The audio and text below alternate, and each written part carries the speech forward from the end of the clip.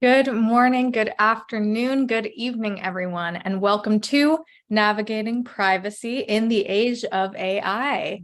My name is Michelle Eisenberg, and I am a program assistant at the NASDAQ Entrepreneurial Center. And for those of you who may not know, the NASDAQ Center is a nonprofit building a better path for entrepreneurs worldwide by improving inclusion, access, and knowledge in entrepreneurship.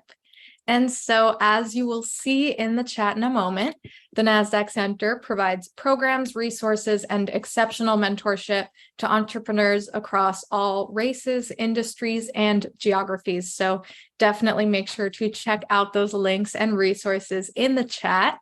And then just a couple of housekeeping items before we get started. First, let us know where you are dialing in from in the chat. We always love to connect. And second, we are going to open up for a live Q&A at the end of the event. So please make sure to submit your questions for us in that Q&A function at the bottom of your screen throughout the presentation, and we'll try our best to get to all of them. And of course, none of what we do could be possible at the center without all of the amazing support from our sponsors, including NASDAQ, Lehigh University, Bank of the West, Airbnb, KPMG, Wilson Sonsini, Woodruff Sawyer, Microsoft Entrepreneurship for Positive Impact, BPM, and HubSpot for Startups. We are humbled by their contributions and hope you are grateful too. And so before we get started, we always like to launch a couple polls just to step back and see how everyone in the room is doing. So this first one is going to ask, how are you feeling? Fearful, anxious, surviving, or optimistic? And I'll give it just a few moments for everyone to submit a response here. Awesome. Texas, North Carolina, Israel, California. Welcome, welcome, everyone. So great to have you all here. All right, I'm going to end this poll and share these results. Looks like optimism is in the lead. We always love to see that, but we do have some feelings of fear, anxiety, and surviving. Hopefully, some of our conversation will help some of those feelings clear up. I am going to stop sharing this poll and launch the second poll. What is keeping you up at night? Finance, sales, marketing, scale, pivot, team, or surviving?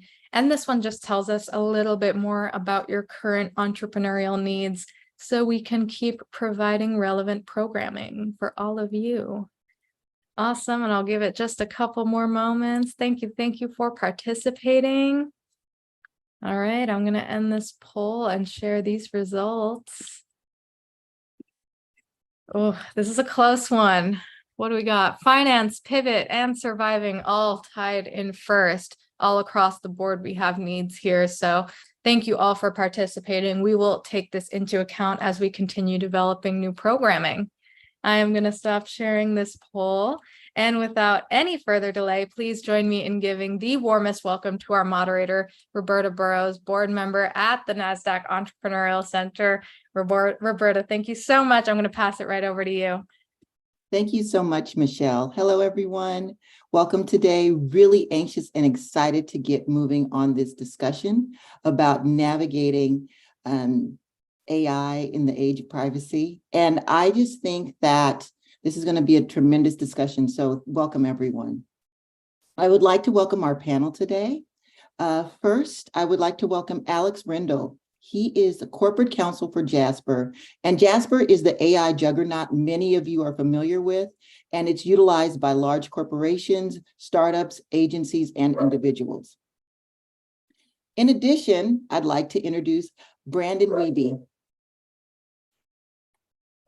Brandon Wiebe is general counsel and head of privacy of Transcend. Transcend is an effective solution for responsible AI innovation and is a data governance provider for some of the world's largest companies. Welcome you both. So excited to have you today. Great to be here. Thanks, Roberta. Thanks, Roberta. Very excited to be here. All right. Well, I definitely want to jump in and get this discussion started. So I'm going to start with you, Alex, first. With the recent boom of AI technology, I mean, that goes without saying in terms of just the discussions and all of the changes that have been happening throughout the world with regard to how AI is going to affect all of us. How have you seen the evolving privacy landscape impacting the way business leaders make decisions for startups and emerging ventures within the AI field or within a company in terms of how they might want to implement AI within their business structure?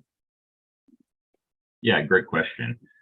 So Jasper was founded in 2021 and quickly got access to some of the earliest models provided by OpenAI, so that we could use their GPT and other systems to provide the backend for our marketing-based AI application.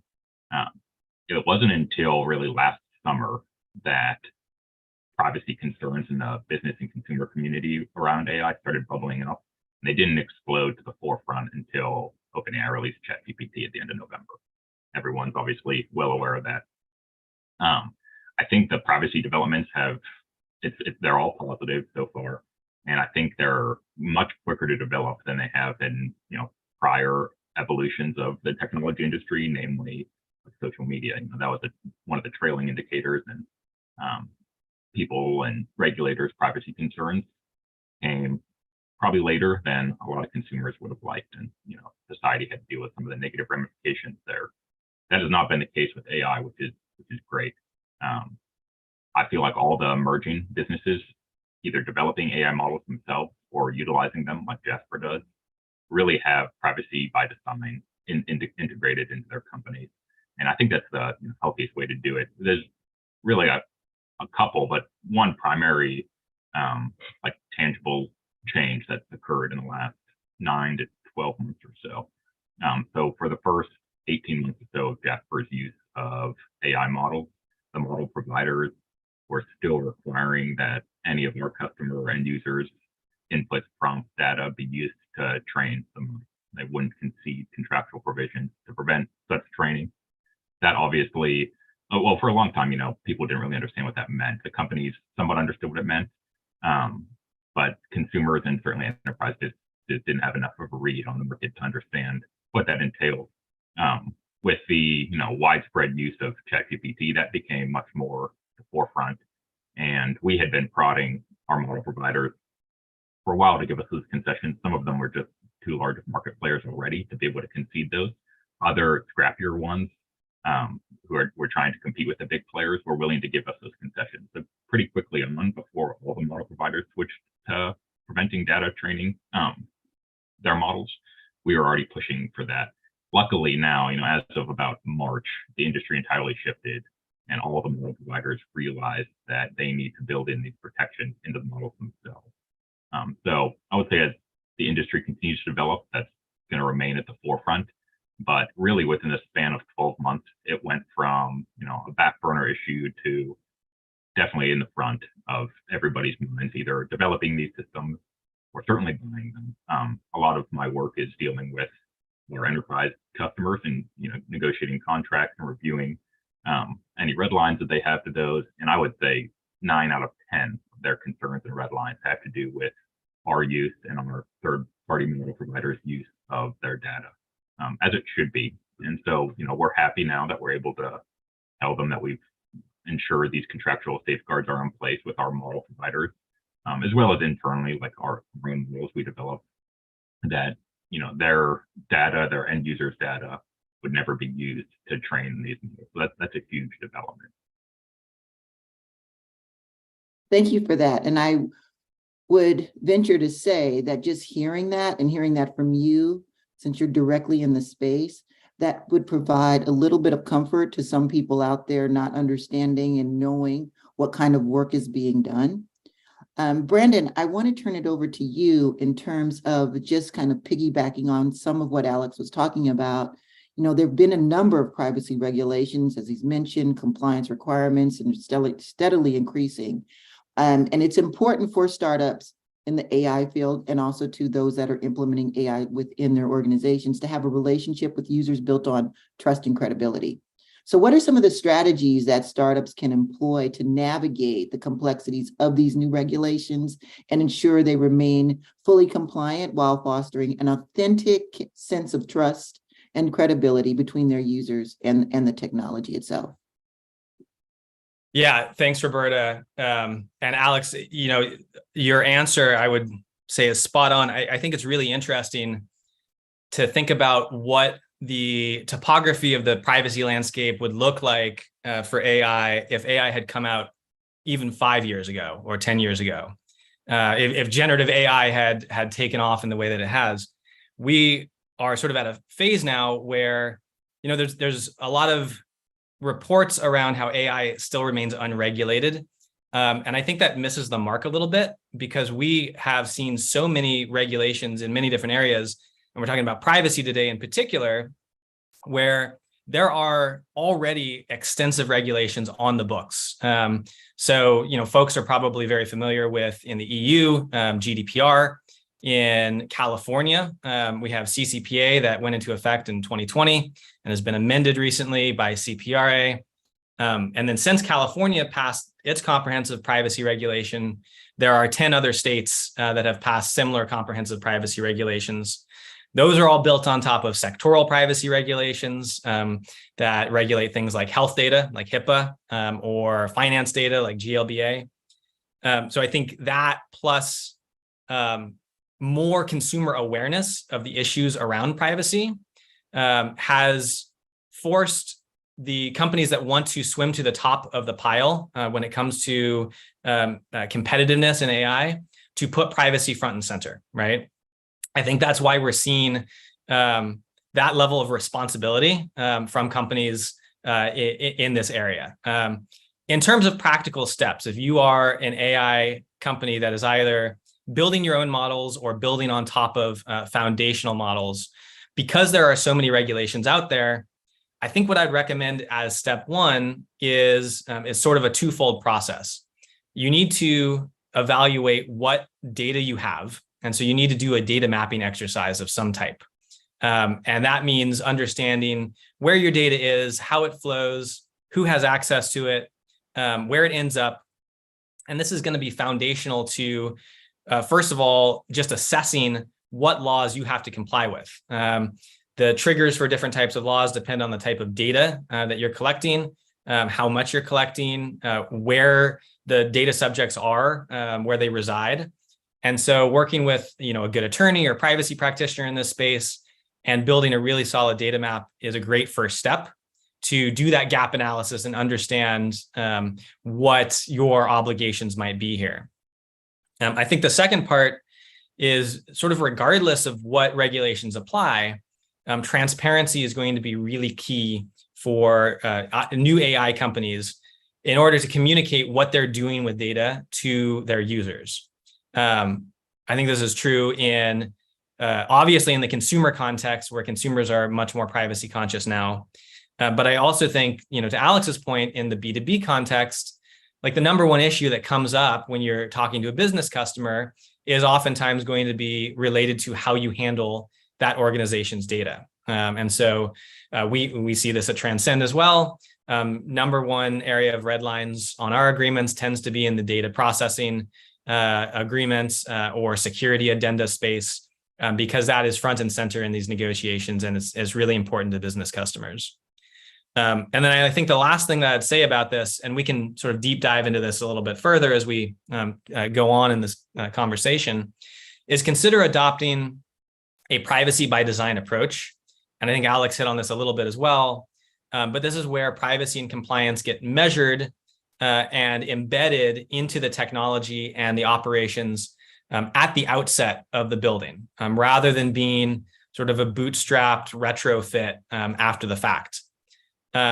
We see this at Transcend as, privacy governance technology solution. When we work with really big and really old companies, they tend to have to do a lot of retrofitting of privacy compliance onto really complex tech stacks that were not built for being able to serve up privacy requests to data subjects or propagate consent through their entire ecosystem. In some ways, small companies and startups in the space are at an advantage here because they are just beginning to build their products and their systems. And so they can bake in some of these privacy checkpoints early on in that process. That's tremendous. And to hear you talking about doing it earlier, particularly if you're smaller and emerging now, and how much more difficult it does get on the back end. So to be able to communicate that to our ecosystem and our audience, I think is a tremendous amount of information that we can share with them. Alex, did you have anything to add before I go on? I just wanted to make sure that I opened it up to you too. Yeah, that's spot on, Brandon. For the first practicality that he mentioned, a data map, so they can then do a pretty good risk assessment. Whether you do that internally or if you're a pretty early stage startup and you don't have the personnel in order to do something like that, there are plenty of third-party vendors who will do something like that. Transcend is obviously a fantastic one, and that's just crucial. For your outside legal counsel, your outside privacy counsel, to be able to get a grasp on the current state of your organization. Even if the current state hasn't existed that long, you're pretty new into the game, it's still important to have that, so that from then you can build from the ground up for these things. And I think Brandon's point on it being a comparative advantage to other maybe younger players in the market, bigger players, is huge. Everybody's talking in the startup community, like how can you develop a moat to make your comparative advantage more impenetrable to people who are constantly emerging. And AI is just booming. I'm sure you guys are on the same newsletters that we're all on, and it seems like every day there's 1,000 new AI companies.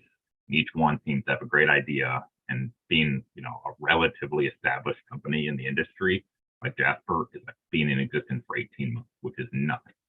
So any comparative advantage you can have is huge. And Jasper, within our first 50 employees, maybe even 40, we hired director of information security who from the get-go was focusing on privacy. And we hired him from a highly regulated industry. We don't operate it in a highly regulated industry, but he came over from bank. So he, had privacy by design just ingrained into his DNA, designing, applications for financial information that needs to be way more secure than the information we deal with. But because he took that approach, our application was able to be developed early on to be privacy compliant, secure, and that has really been one of our emerging comparative advantages to all these other startups who are getting in the game, and some players who have existed for a long time and are just now starting to implement AI. We're able to go to them and say, we have already been looking into this, we take it very seriously, and X, Y, and Z, here is why this matters to us and what we can show for it. And it's huge. It really does help you land customers that your competitors aren't going to be able to land. Absolutely. And I appreciate the specific steps that you both laid out to our audience here today. I wanted to also to kind of double back on something, Brandon, you mentioned about the importance of communicating this. How best do you think that emerging companies and startups can communicate their privacy-focused approach to their stakeholders? Can you talk a little bit about that? Yeah, happy to. So in terms of communicating what you are doing with personal information, there are requirements under a variety of privacy laws that sort of detail how to do that in a compliant way. In general, the trend that we've seen as new regulations are emerging is a preference for really clear, concise, honest and accurate communication at the point of data collection. And so this has really emerged not just in the regulations in California, but also from comments from the Attorney General's office, who was in charge of enforcing CCPA previously, and the CPPA, the California Privacy Protection Agency, which is the new enforcement body in California. And I know we keep harping on California, and I say there's all these other laws. California still tends to be sort of the high watermark that a lot of companies are swimming towards to sort of check off the list for all of these other regulations as well. So that's why we keep mentioning that. So clear, concise communication is not just going to sort of build a brand of trust with your users and make it very clear what you are doing with information, and also, communicate more transparently how the technology works. it's also going to sort of check off these compliance obligations as well. The other thing I will add is, in addition to communication, you should also be thinking about how users experience privacy as well. So there are a lot of touch points that consumers have with your product, with your business, where they may not just be reading a privacy notice, a privacy policy, but they may be actually acting on their data or deciding whether to submit data. They may be submitting a request that they're allowed to submit under GDPR or CCPA, like a request to delete data. Thinking about the user experience as they go through that process, and whether that experience reflects the product experience you want your users to have throughout the rest of your product, or whether this was something that was tacked on because you had to, I think is going to make a really big difference in differentiating your brand and creating a holistic ethos around privacy for your organization. Thank you. Thank you for that. Alex, did you have anything to add? I mean, that was a pretty thorough and comprehensive response, but again, I want to make sure that we're all talking about this. Nothing to add. That was great. This is to both of you. Just because we were just now talking about communication and the steps that companies can do, what are some of the conflicts that entrepreneurs might run into when trying to balance these priorities, and how might they navigate these conflicts? I'm sure both of you have come across that in your negotiations with large enterprises, et cetera. So would love to hear your feedback on that. Alex, you want to tackle that one first? I have a couple thoughts I can share. Definitely. Yeah, I think as a operating in a startup, you're always trying to weigh pros and cons, how to do nothing's ever airtight, so to speak. Coming from the legal side of an industry of the company, that keeps you up at night. But you have to realize that you need to stay agile and be able to change quickly. Some of that's already built in because of the small size of the company.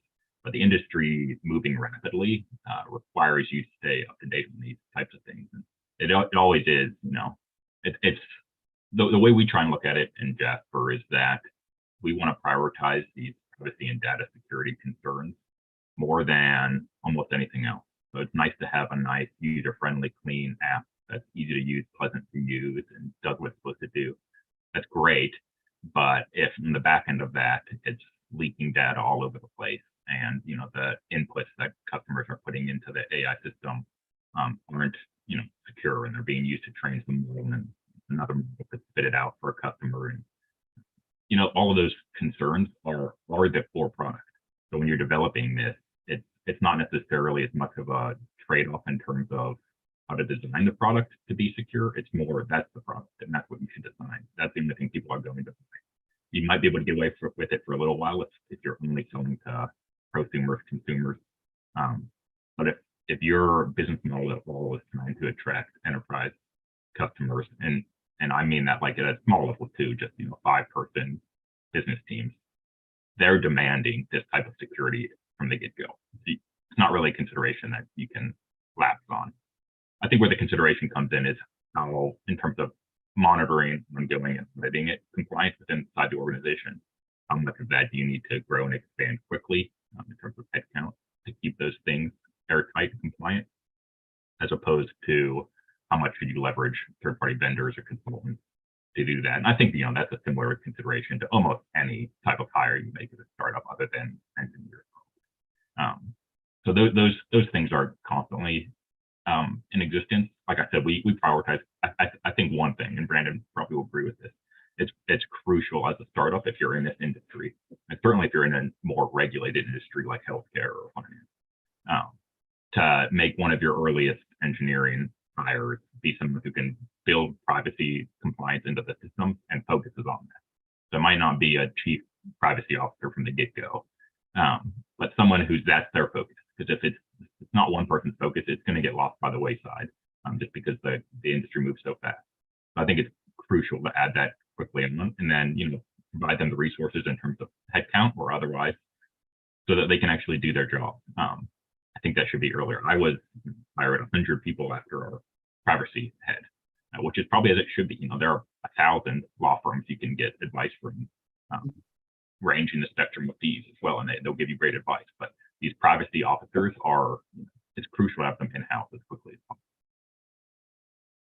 possible. And Brandon, I definitely want you to jump in here too, but I would love to hear from you any time that you've seen maybe from your customer base, like a huge conflict that it seemed like they didn't want to budge on, and you had to maybe, push them into the right direction to explain why long-term it made sense for them to implement this. Yeah, I mean, this comes up from time to time where there is sort of a preconceived notion that layering in privacy protections into a product is going to slow down innovation, or is going to negatively impact the business in the way that they can process data or potentially innovate in the future. I think that's a little bit of a misconception, particularly at the emergent business stage. And for many of the reasons I think that Alex mentioned, I'll just mention a few that we've seen come up. The way that I like to think about privacy counseling and embedding privacy by design into the product early is to think about when you have like a rocket ship on the ground, and you at that stage, you may only need to change what you're doing a few degrees when you're designing the product to have a much more significant impact when that rocket ship is way off in space somewhere. So that minor tweaking is very effective early on in a way that is not going to hinder innovation, because you've brought in and embedded somebody early on in that product development life cycle. Whether that is privacy counsel, whether that is an engineer that has privacy and sort of data governance experience, who can sort of bridge the gap between what your outside law firms are telling you and what you can technically implement. I think there's many ways to do it, but I think having that person be part of the product requirements document design process and actually reviewing products at the ideation stage and just doing gut checks and saying, have we thought about all of these different considerations for the data that we're intaking into this product, what the impact of that is going to be longer term. And if there are some potential risks, are there small mitigating measures we can take now that are going to help us avoid privacy technical debt down the road? On that point, I also think that there are a lot of ROI arguments for why layering in privacy at this stage makes a lot of sense. We touched on some of them just from a brand building and trust perspective. But there are also things like before GDPR and CCPA and all these comprehensive privacy laws were on the book, there was a tendency to suck up as much data as you could as a business. Someday we might need it. The marketing team might need it. Our BI team might need it. So we're going to suck up all this data and sit on it. And then as companies grew and got later stage and then potentially went public and switched into a more cost-conscious mode, the first thing that they did was to go through all the data they sat on and think, why are we paying for hosting and processing of all this data we're not using? So there's actually some cost-saving aspects to introducing things like data minimization or anonymization, or being a little bit leaner with how you're approaching data. And so I think having somebody embedded early on in that product development process can help you avoid some of that debt down the road.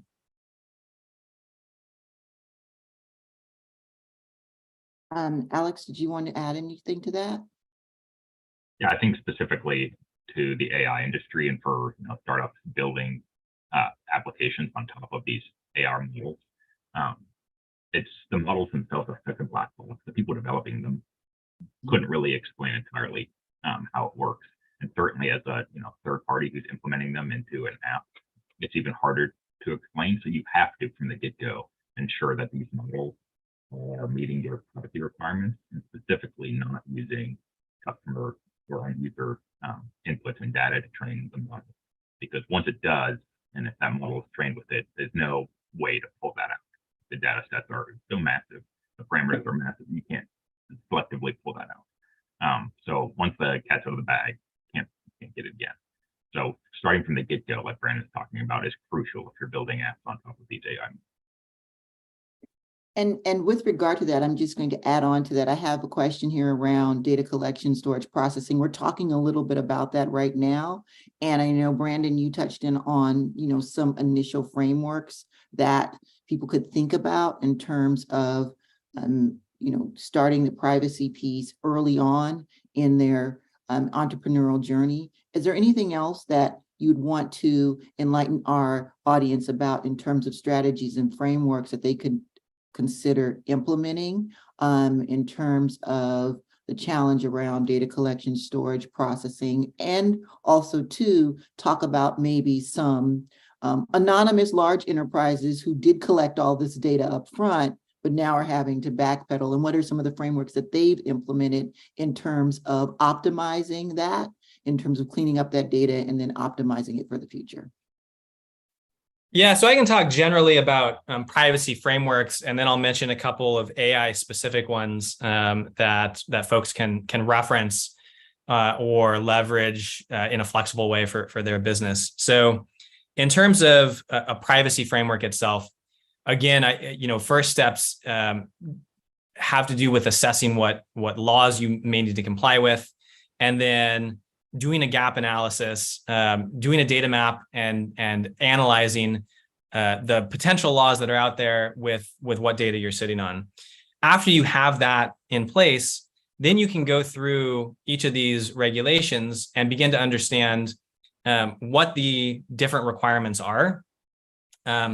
So common requirements that come up in these laws range from things like just doing the data map in the first place, knowing where your data is, to making sure that you are collecting data with the right level of consent, potentially offering an opt-out if you are collecting or doing some type of processing with data. Under CCPA, there's a right to opt out of the processing of sensitive personal information, which is a special category of data that is defined under the law. There's also a right to opt out of the sale or sharing of data. And that definition under the law is really broad. It basically includes anything that is automated behavioral advertising or targeted behavioral advertising. So if you're sharing data with third-party vendors and they're doing advertising on your behalf, you may have to offer your data subjects the right to opt out of that type of processing. And then there's obligations to extend rights like the right to delete data or access data or rectify data to consumers.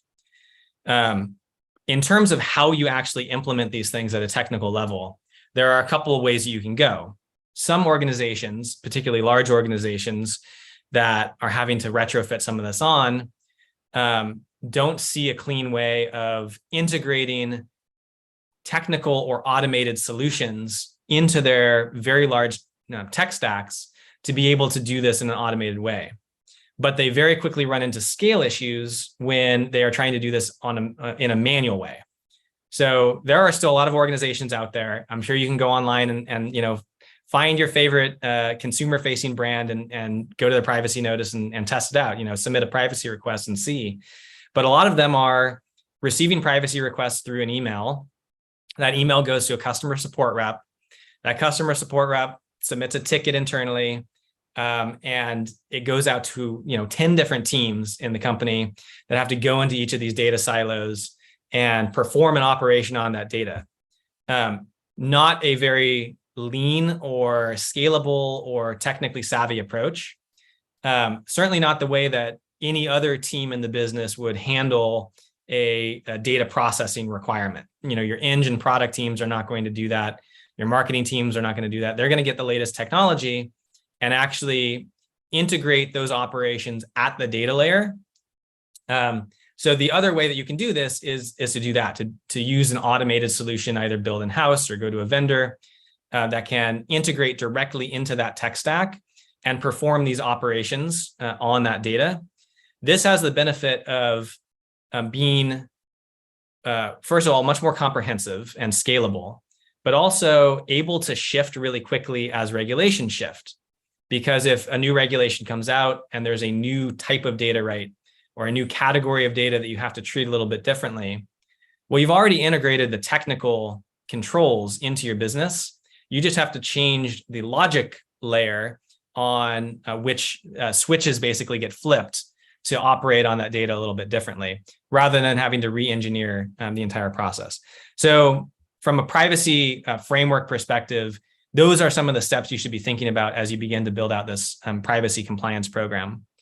In terms of analyzing AI risk specifically, which definitely has privacy as a central theme, but also touches on a lot of other risks that can be presented in by AI systems, such as bias, trustworthiness, transparency, things like that.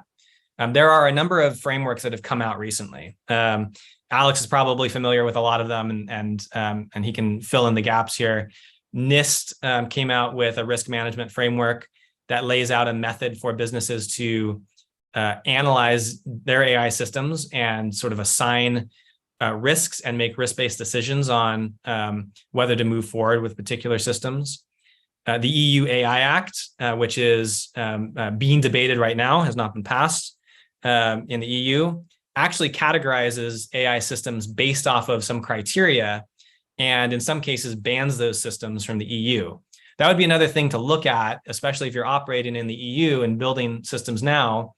Even though this is not a law on the books, using that framework to begin to think about what your AI systems are doing can help you anticipate where regulations are going. So those are just a couple that I would keep in mind as you're analyzing these things.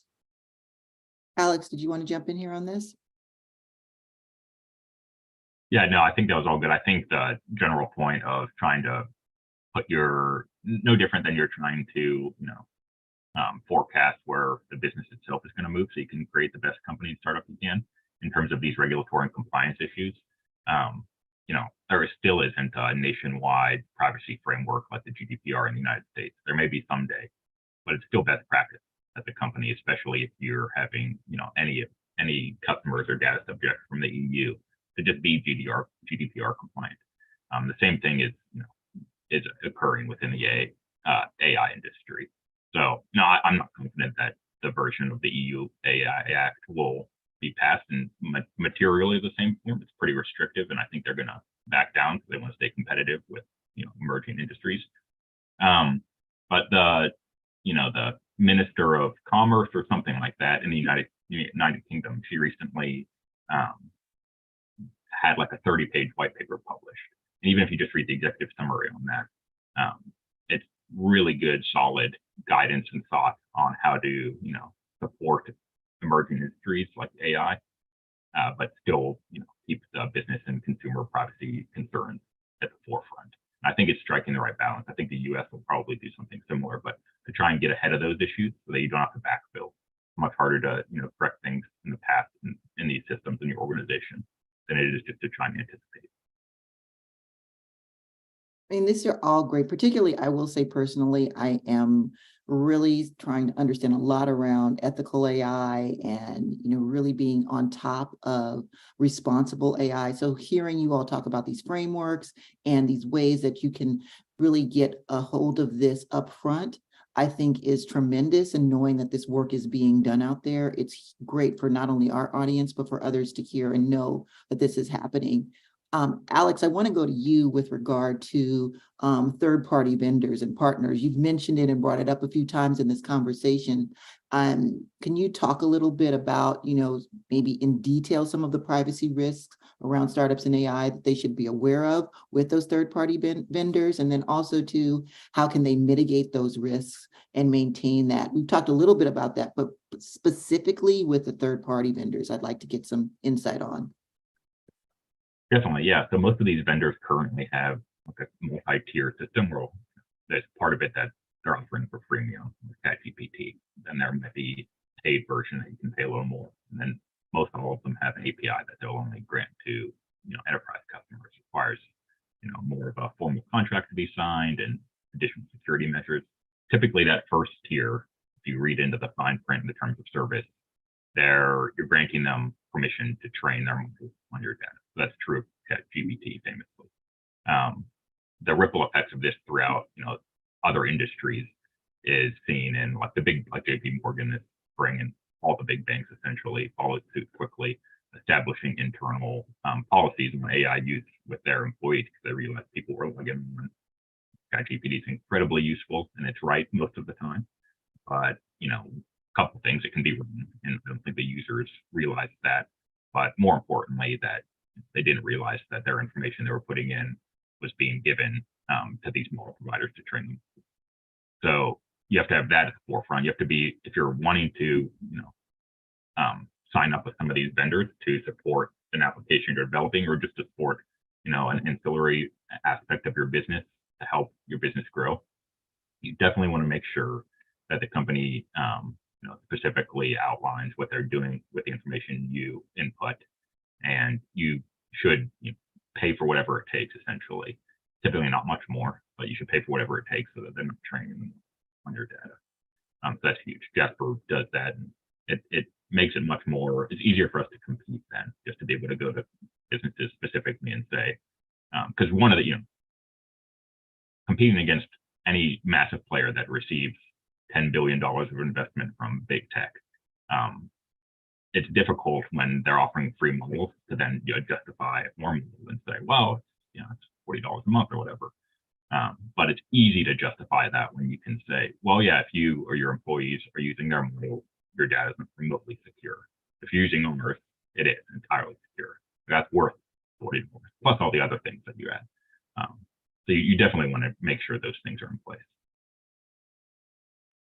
Thank you, Alex. And Brandon, I'm going to go to you lastly on this piece, and then we're going to open it up to questions to the audience.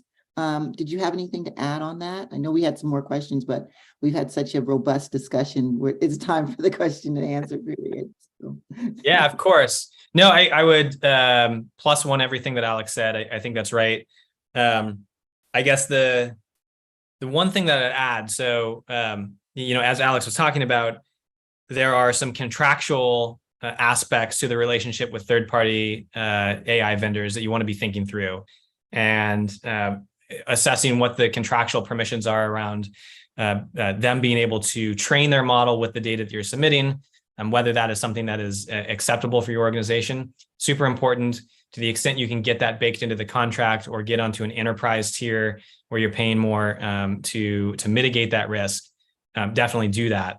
The other piece of this that Alex also mentioned was a lot of businesses are adopting organizational measures, which are like internal policies that are trying to set guidelines for employees on what they can and cannot do, particularly with personal use of LLMs.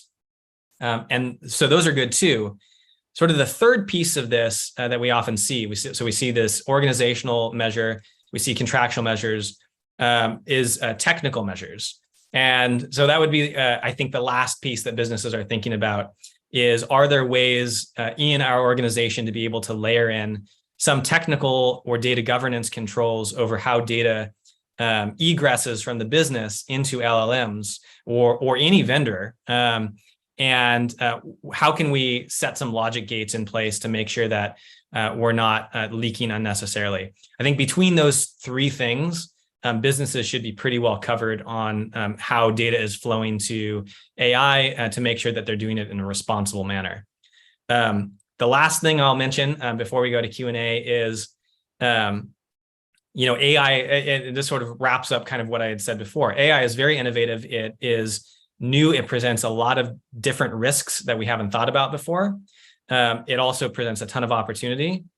But at the same time, there are also still regulations that we are very familiar with already on the books in place for how we share data with third parties.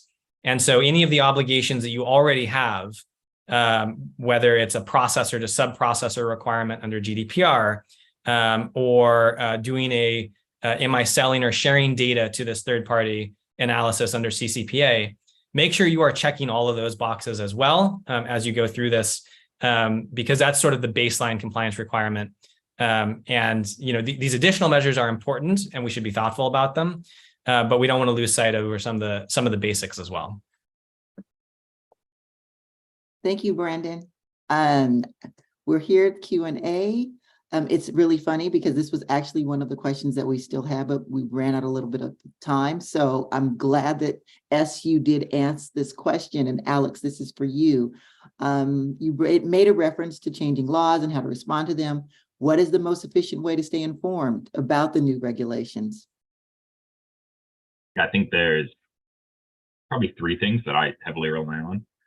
One is just general business news, Wall Street Journal. I still get the paper version of it. I don't know how I got some sweetheart deal for like $10 a month for that, but that's crucial. Like this maybe even more than 10 months ago, they weren't covering these things as much at all. And every time I'd read something, I was excited that, oh, they're mentioning generative AI. Now it's every single edition has coverage of it. So if there's any emerging AI regulation, it's going to be covered there. That's more general. Specifically, a newsletter, an email newsletter I love is Ben's Bites. He's out of the UK, but he just covers all things AI. A lot of it is not necessarily focused on the law, but he's just covering any developments in the generative AI industry specifically, tools that are being developed, but also news stories. And he's pretty good at capturing any big news in terms of regulations. And then thirdly, real specific in terms of the regulations, I use Law 360. It's law360.com. I think it's an LexisNexis provider, and you don't have to pay for it. The paid version is fairly expensive, but you can sign up for their newsletters. They have a data and privacy security newsletter, and you can get it weekly or every morning, and it'll give you 10 to 15 headlines. A lot of times nothing's happened. You can just delete it. If something has happened, you can dig deeper and figure out more. And then, I guess fourthly, when you do know something has changed, you want to engage. You don't have inside counsel, outside counsel as quickly as possible. And it doesn't have to be at, a huge, super expensive, big law firm. There are plenty of emerging boutique law firms that deal with these specific issues. There are already, tons of pre-existing privacy-focused boutique law firms that can help as well. But there are others that are specifically focused on AI. And if you're a part of any like accelerator program, a lot of times like Y Combinator or something like that will already have referrals available, and sometimes even complimentary credits for little firms to help you with that. If there is an actual change in the regulations you've noticed that you want to get on top of and implement. Thank you, Alex. Brandon, did you want to add on to this? And also to Anna Michelle, I would love for you all to go back and see if we can get a list of these resources that we can send out to the audience following. Yeah, the only thing I'd add on to this, so I think, leveraging law firms, they often will send out these updates for free. They're happy to do it to try to get your business, but they're very interested in communicating to the community and keeping the community well informed. And so just, signing an engagement letter with a good firm that you trust is enough to, get you on their mailing list. Some other opportunities out there. So IAPP, which is the International Association of Privacy Professionals, has a new AI governance center that they've stood up. And they have a newsletter that goes out regularly. And they track really closely new developments in AI regulation and governance and compliance issues. And then I'll add a shameless plug for Transcend's own newsletter, Snippets, which goes out usually every couple of weeks and includes a lot of information about updates, not just in privacy, but also now in AI governance. So I think there are a lot of resources out there and plenty to digest as all of this changes really rapidly. Absolutely. Absolutely. So another question we have here is, can you discuss the copyright issues with using ChatGPT and others like Canva, Microsoft Office, YouTube, etc., when we create content on those platforms? For who owns it? Alex, I'm going to you on this one too first. Yeah, this is a huge hairball, and it's definitely still emerging. Probably the big issue in terms of intellectual property rights surrounding these generative AI models.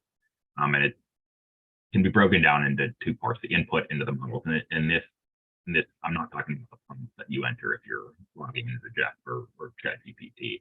I'm talking about the inputs that were used to train the model, and then the output of them, what you're actually getting after you prompt it.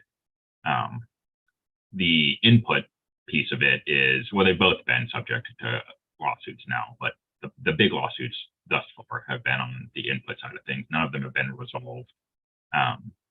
So we don't have the courts going one way or the other clearly yet.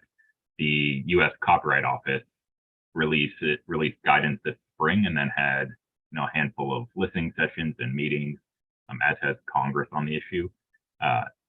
And they didn't as much address the first piece of whether the inputs were infringing third-party intellectual property rights. It was more about the copyrightability, the protectability of output.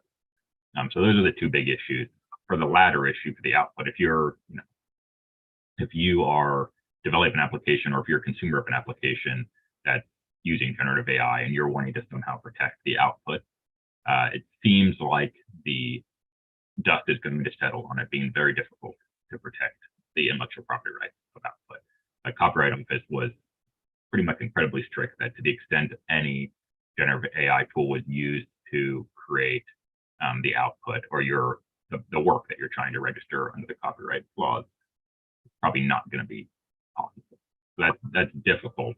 But there's another piece to this too. If you're using, so like we largely focus on marketing enterprise uses, marketing customers, and marketing copy is normally not copyrighted. There are exceptions to where some people do. There's plenty of business use cases where customers just don't care about this. So you could be your startup could be in an industry or targeting businesses that this doesn't really matter, the output part of it. That's great. If it does matter, then you have to, closely counsel customers and just provide advice that you want as much human input into the output, into the resulting work as possible. So a lot of our customers use Jasper to ideate, like, give me 18 examples of a blog post, and then they largely write it themselves. And if it's largely human written and you're just using the tool to help you create ideas or maybe snippets here and there, then it probably could be protected. That's for the output part. The input part is a mess. It seems like what I try and counsel people, unless you're a startup and you're a participant here and you're startup developing a foundation model, in which case you're going to need to consult serious legal counsel on this. But it seems like the primary liability for third-party IP infringing inputs from these models will be on the model providers themselves. Some of the model providers have recognized this and are already implementing, safeguards to where they're only training the models on licensed content. Famously, Adobe has done this with their Firefly model, which is implemented into Photoshop, and they're also releasing it publicly into businesses as well pretty soon.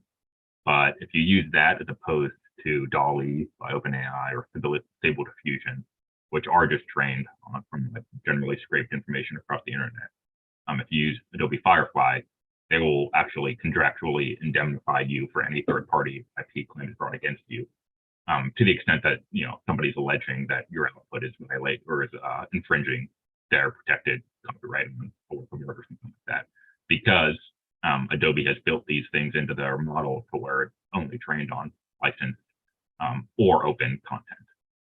So that's probably the best. There aren't currently text models, language models that have such safeguards in place. I'm not sure that there will be. It'd be great if there could be, but I think the most recent GTP4 I think was trained on 75 billion parameters. Like, they're getting close to the extent of actually good content on the internet to train these models on, and the cat's already out of the bag there. Like, the models have been trained, so you're not going to be able to decommission them. There are plenty of open source models that respect regulations, and I won't name any companies, but they respect regulations and laws much less than OpenAI, Google, or Microsoft. So it's just kind of hit or miss. I think the only comfort you can provide to the in-between companies like Jasper, or your startup most likely, or to customers, is that if there are legal ramifications in this regard, and there probably will be, it'll almost certainly be held primarily to the model providers themselves. Thank you, Alex. That was extremely comprehensive, and I think was a great piece for our audience to understand, particularly if they're content creators. One last question, because we are really getting close to the end of the day, is any companies, and this is for you, Brandon, any companies provide services to retrofitly de-identify healthcare data sets you could recommend?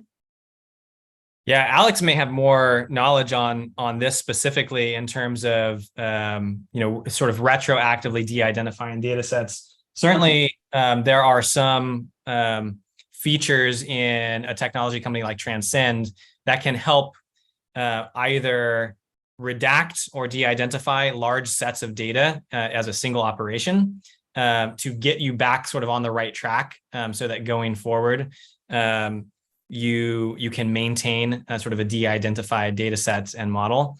So we could discuss that use case separately, but there are probably some other organizations that target this type of use case in a little bit more tailored way. So I don't know, Alex, if you're familiar with any that sort of focus on this. I'm not actually. Okay. So if anyone finds out, I'd love to know. Well, that sort of ends our conversation today. What I would love to do, though, is have you all provide any parting words, advice, suggestions to our audience. I'll start with you, Brandon, and I'll finish it up with you, Alex. So, Brandon.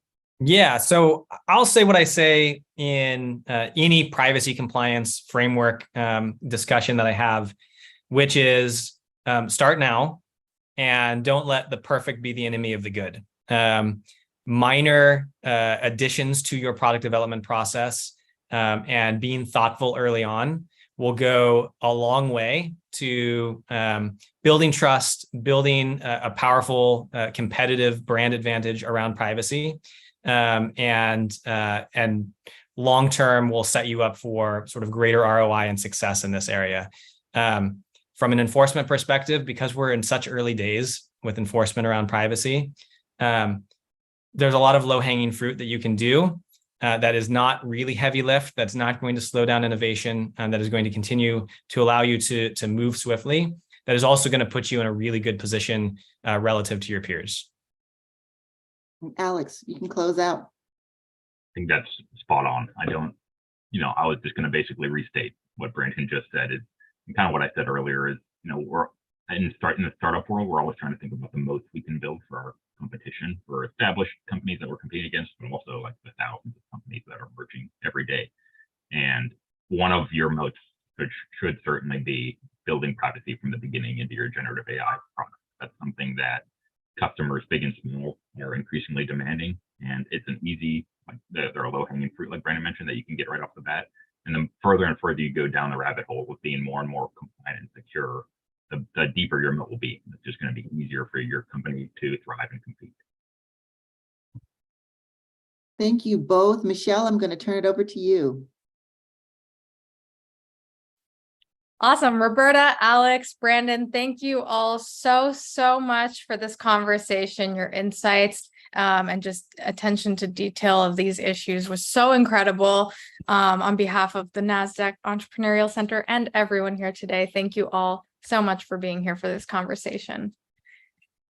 And of course, to our audience, we would love for you to join us again for upcoming webinars, which you can view using the upcoming events link in the chat.